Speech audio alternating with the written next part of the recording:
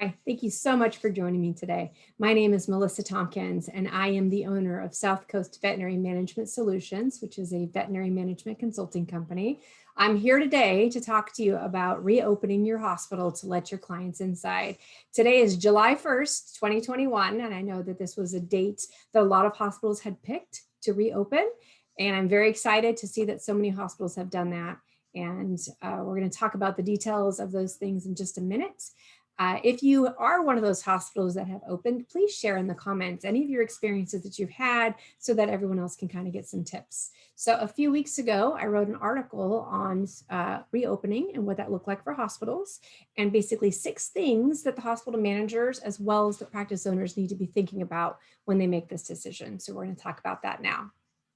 All right, so tip number 1, when are you going to reopen? Now, I'm sure most of you are already thinking about that. If you haven't reopened yet, you probably already have a date in mind. You want to really sit down and figure out what the best date is for you. I know some hospitals who are doing remodels, so they have to wait a little bit before they can reopen. So you want to kind of decide what is the best date for your hospital to give you time to do all the things that you're going to need to do. And once you decide on that date, you need to communicate that to your clients, especially because people are going to start asking you. The state has now been officially opened for just over 2 weeks. So people are starting to get a little restless and they're going to want to know, hey, when can I come inside? So you want to make sure that you communicate that to them via email. If you have text messaging capabilities, I would definitely maybe text people or send alerts through the different platforms that you might have.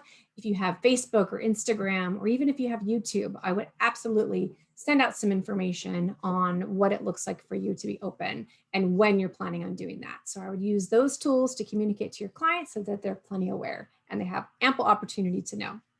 Okay, so tip number 2, are you going to do it all at once or are you going to do it in stages? Some hospitals have decided they're not going to have everybody coming all at one time. They're going to let just the sick patients come at once, those clients coming in. Some hospitals have decided that they would rather have their pickups for food and prescriptions and things that are fast. They can come in and get in and out of the lobby quickly. So you need to decide what works best for your hospital. It may depend on the size of your lobby. It may depend on other factors. So make that decision and then kind of go forward with that and make sure that you can communicate that to your clients as well.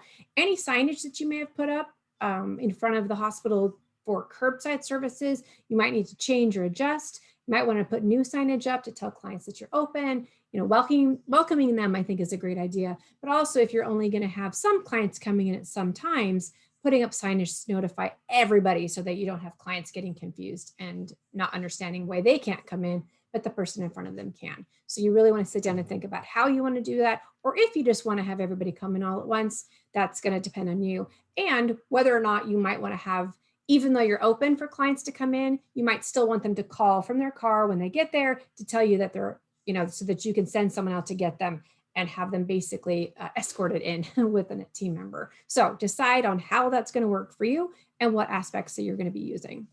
All right, tip number 3. Are you still going to offer hybrid services, like a hybrid concierge curbside service?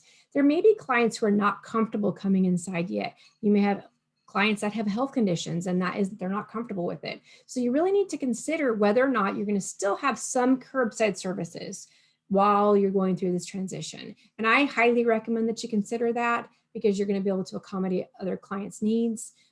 More clients will be able to be satisfied with that. And you may find that not as many clients want it. So it may not be something that you end up having to do long term. But I would definitely consider doing it for the next month or so. All right, tip number 4. This is a big one. To mask or not to mask?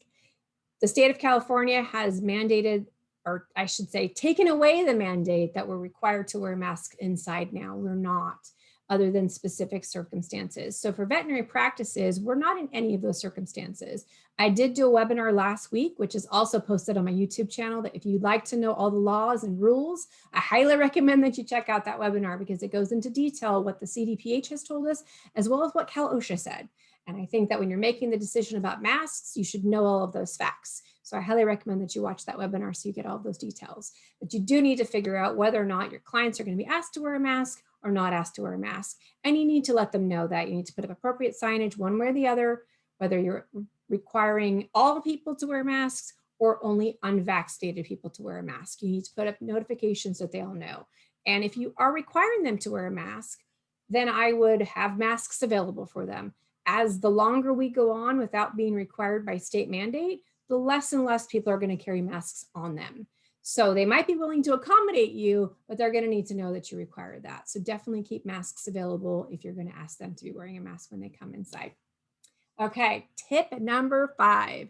Are you still going to social distance? The state of California has said social distancing is no longer required, but we're so used to doing it that I think people have a discomfort with the idea of not doing it.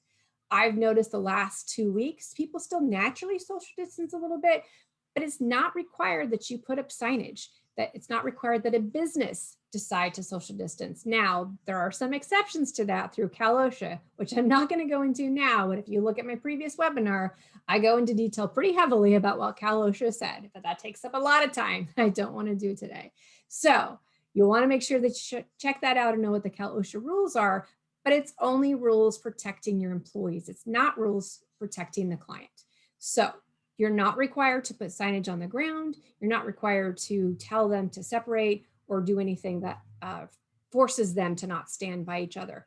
I think people naturally do it, but you're not required to ask them to. So you need to think about that in advance because it is a change from what we've been dealing with for the past 16 months, almost 17. All right, tip number 6, you need to talk to your team. You need to find out from your team what their comfort levels are. There are going to be some people who are very uncomfortable with clients coming in the building, and there are going to be some people who are used to them not coming in the building. And so maybe you've got stuff everywhere that you would have never left in the lobby before, or maybe you have loud music going, or shouldn't say loud, but you have music playing, or maybe people's voices are just louder. So those are things you're going to need to talk to them about and have them get used to the idea of clients coming inside. And then once you've decided on your decision, talking to them, involving them in that process, involving them in knowing when the opening date is, and being able to communicate everything effectively to your team, I think is so important because our teams are the reason why we can be successful in a veterinary hospital. Without them, we can't do anything. And trust me, I've been a team member for many, many years. And so I know the management side of it and the team member side of it. So you need to talk to your team and communicate to them about what your plan is and what you're going to do. All right. There is a light at the end of this tunnel. I guarantee it. I wrote a full article on the 6 tips for reopening. If you look at my website, southcoastveterinarymanagementsolutions.com, there's also a link in the comments that you'll be able to see if you'd like to read the full article about reopening and things that you need to think about. But there is definitely a light for us, and hopefully it's sooner rather than later. I really highly recommend that you sit down and think about these things if you haven't. And I really recommend that you also watch my previous YouTube video on the navigating the California's reopening as far as what the legal rules are and things. So please like my YouTube channel or subscribe to my YouTube channel so that you can get more information on further videos that I'm going to be doing pretty regularly and sharing information about veterinary practice management, whether it's an HR issue or a training issue or communication topic. And I'm also going to involve some self-care. So please follow me, like and subscribe to my channel, and we'll be able to have a great time together, and I'll be able to share lots of information with you. So I hope you have a great 4th of July and a great weekend. Thank you so much for watching.